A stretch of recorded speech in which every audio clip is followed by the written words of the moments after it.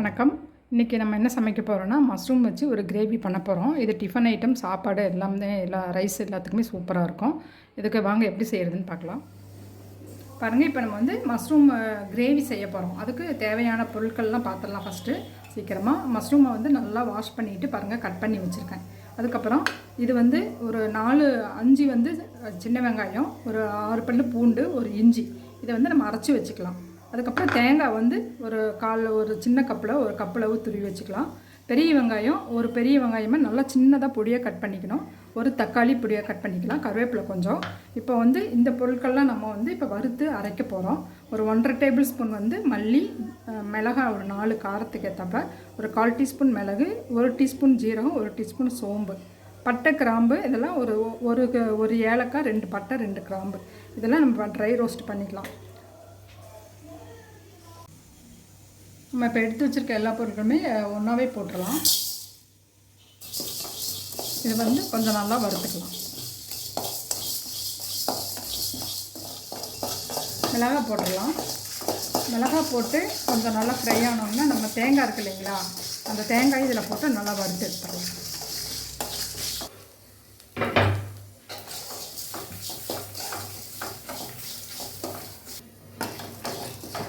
தேங்காய் நம்ம வறுத்துட்டோம். ரொம்பவும் கோல்டன் கலர் வர வேண்டிய அவசியம் இல்லை. இந்த அளவுக்கு வறுத்துட்டா போதும்.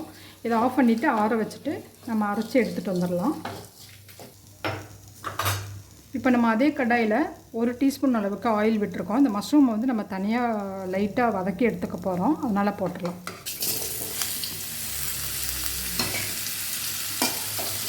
இப்போ வந்து இதில் எடுக்கிறதுக்கு முன்னாடி ஒரு 1/4 டீஸ்பூனோட மிளகும் கொஞ்சமாக உப்பு போட்டு நம்ம வந்து இதை வதக்கி எடுத்து வச்சுட்டு அதுக்கப்புறம் கிரேவியில் சேர்க்கும் போது மஷ்ரூம் வந்து நல்லா ஒரு மசாலாலாம் உள்ளே இறங்கிட்டு டேஸ்ட்டாக இருக்கும். நம்ம அப்படியே போடும்போது இது வந்து ஒரு டேஸ்ட் இல்லாமல் இருக்கும்.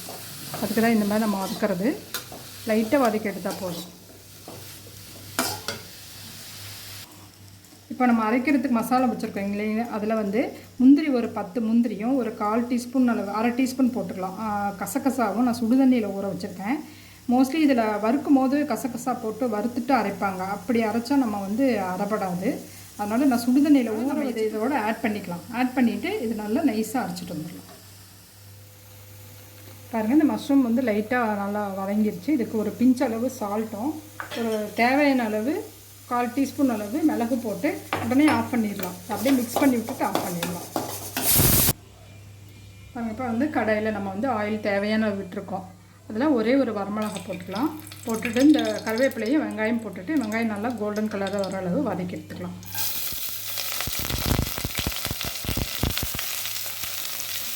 இப்போ வெங்காயம் வதங்கிடுச்சு. நம்ம அரைச்சி வச்ச இஞ்சி பூண்டு போட்டுக்கலாம்.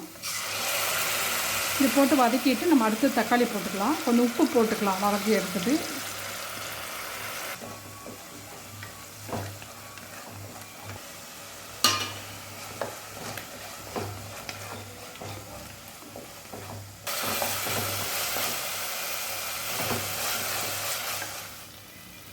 இப்போ நம்ம மசாலா அரைச்சிட்டு வந்திருக்கோம்.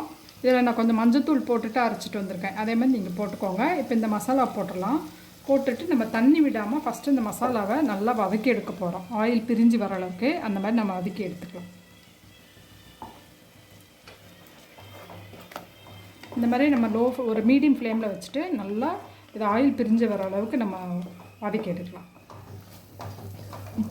பாருங்கள், இந்த அளவுக்கு நம்ம மசாலாவை வதக்கியிருக்கோம். அதை எதுக்கு வதக்குறதுனா, இந்த மாதிரி வதக்கி செய்யும் போது கொஞ்சம் டேஸ்ட்டு வேறு மாதிரி இருக்கும் நார்மலாக செய்கிறத விட. அதுக்காக தான் நம்ம இந்த மாதிரி வதக்கி செய்ய வேண்டியதாக இருக்குது. மிளகாத்தூள் வந்து கொஞ்சம் பத்தாமல் இருக்குது. வெறும் மிளகாத்தூள் நான் கொஞ்சமாக போட்டுக்கிறேன். இப்போ நம்ம வந்து தேவையான அளவு தண்ணி விட்டுடலாம். தண்ணி விட்டுட்டு நம்ம அந்த வதக்கி எடுத்து வச்சுருக்க மஷ்ரூம் போட்டுக்கலாம்.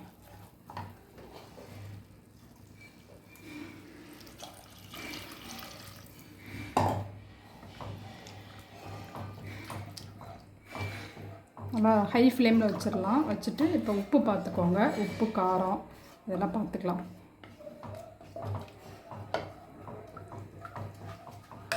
போட்டுக்கலாம்.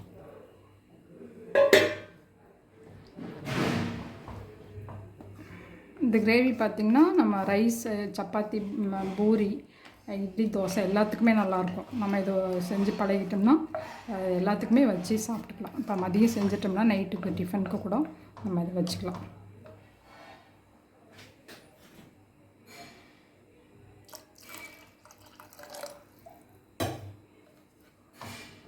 அவ்வளோதான். நம்ம இதை ஒரு மீடியம் ஃப்ளேமில் வச்சுட்டு க்ளோஸ் பண்ணி வச்சுட்டு கொஞ்சம் நேரம் கழித்து நம்ம எடுத்து பார்க்கலாம்.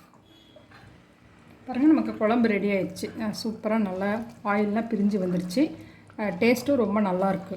ரைஸு, சப்பாத்தி, பூரி எல்லாமே நல்லாயிருக்கும். நீங்கள் அதனால் இந்த மெத்தடில் இந்த மஷ்ரூமில் இந்த மாதிரி குழம்பு செஞ்சு பாருங்கள். சூப்பராக இருக்கும். கொத்தமல்லி தழை இருந்தால் மேலே தூவிக்கோங்க. அதனால் நம்ம இப்போ குழம்பு ரெடி ஆகிடுச்சு. ஆஃப் பண்ணிடலாம்.